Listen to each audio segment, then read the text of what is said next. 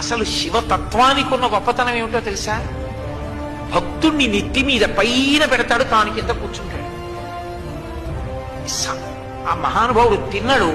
ఆయన భక్తిని తక్కువ చేసి మాట్లాడడానికి వీల్లేదు. అంత గొప్ప భక్తి తత్పరుడు. ఆయన యొక్క భక్తికి పొంగిపోయాడంతే శివుడు.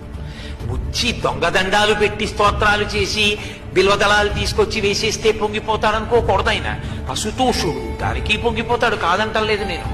కానీ మనసున్న చోట ఆయన పరవశించిపోతాడు, నెత్తి మీద పెట్టుకుంటాడు.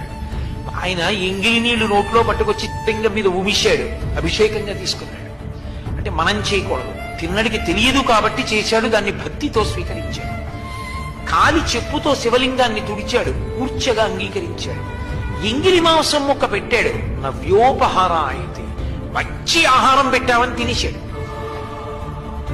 ఇంత పరవశించిపోయి అంత నీచమైనవన్నీ కూడా తన ఉపచారములుగా స్వీకరించి కొండ మీద కన్నప్పని పెట్టి తాను కిందున్నాడు.